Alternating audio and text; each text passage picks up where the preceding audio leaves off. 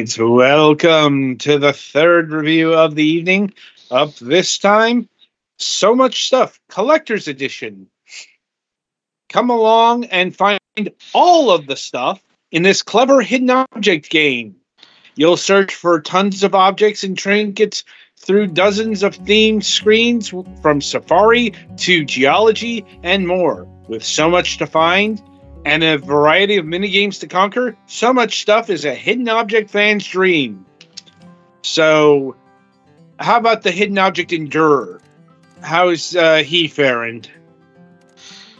It's okay. I mean, it's a lot worse. So, this game, it's not finding the hidden objects on... Okay, well, first off, specifically the way the game is organized, there's no excuse plot or anything. You just get a list of 18 themes, which you have to go in order. And for each theme, there are 4 different puzzles, and you have to do all of them before you unlock the next one. The first one is... I forget what they freaking call it, but it's just... matching pairs of objects. Actually, that's not the second one. Anyway, the first one is matching pairs of objects. So that literally the same thing twice. And then as you go through that, usually down near the very bottom of the pile, there are 4 to 8 parts that make up the image on the Post-it note in the corner. And you have to do those.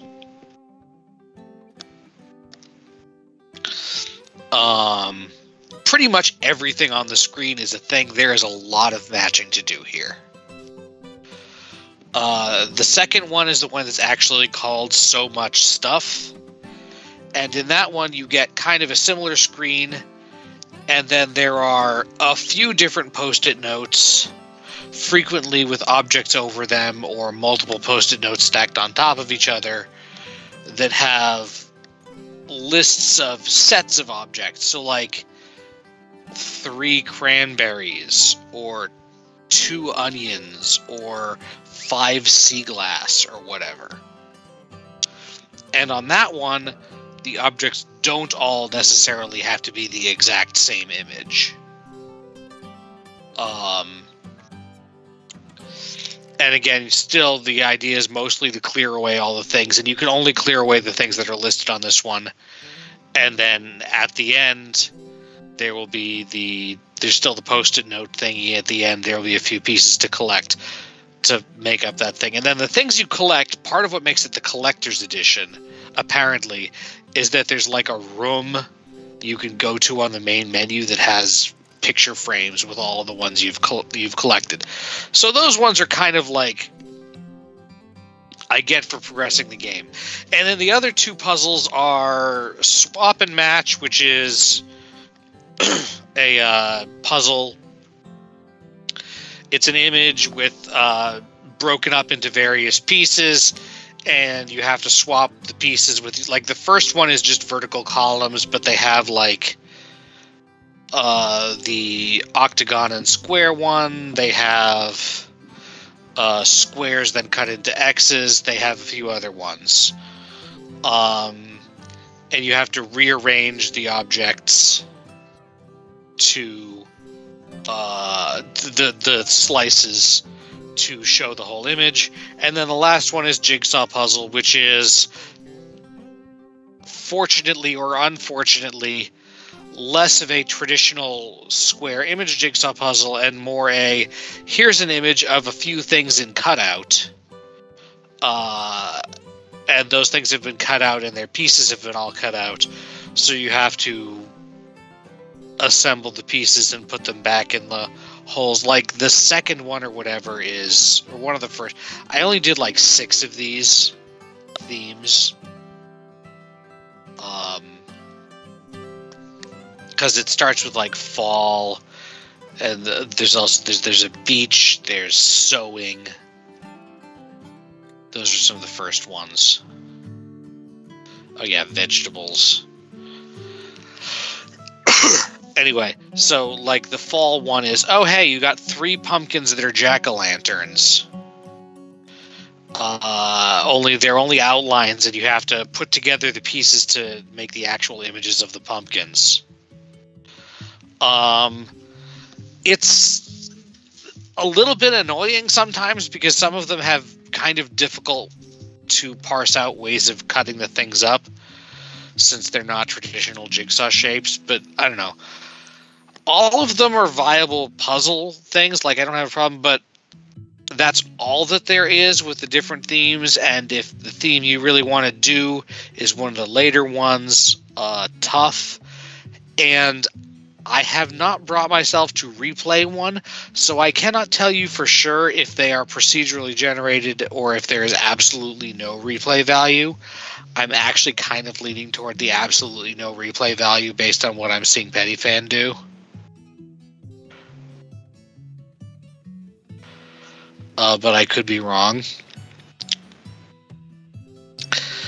So yeah, that's about what it is. There's not a whole lot to it. It's just a very simple puzzle-solving games.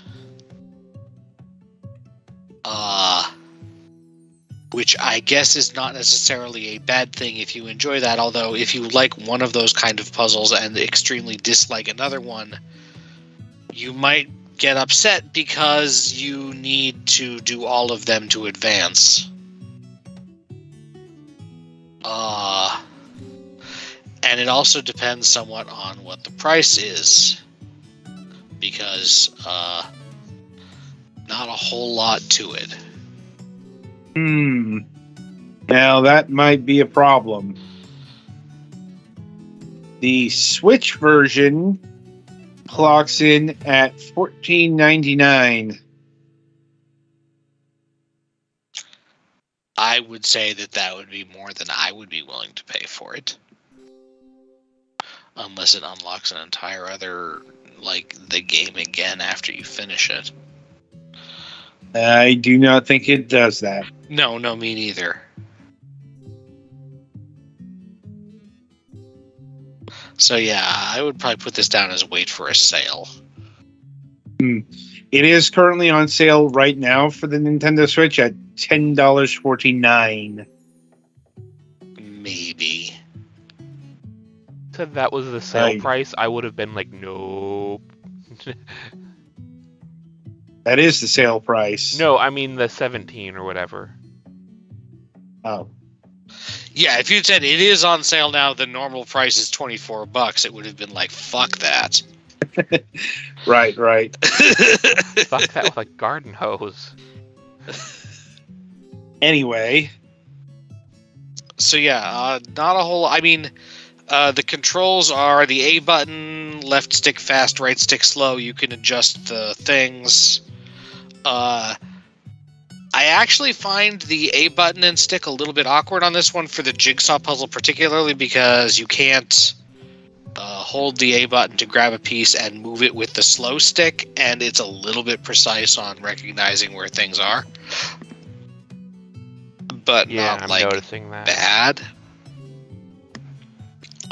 It's not like terrible, but it could be better. And again, the sensitivity is at least somewhat customizable.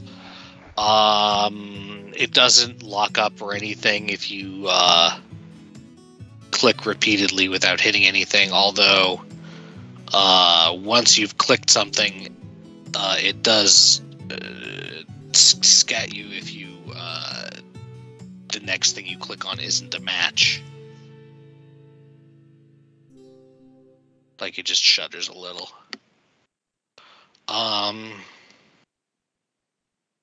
That's mostly in the initial game, not in the other modes.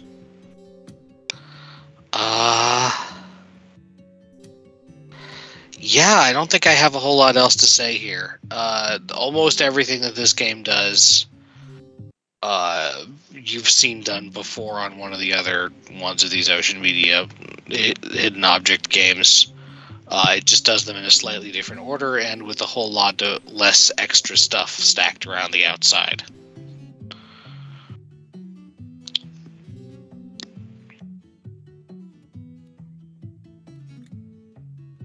Oh man. Right.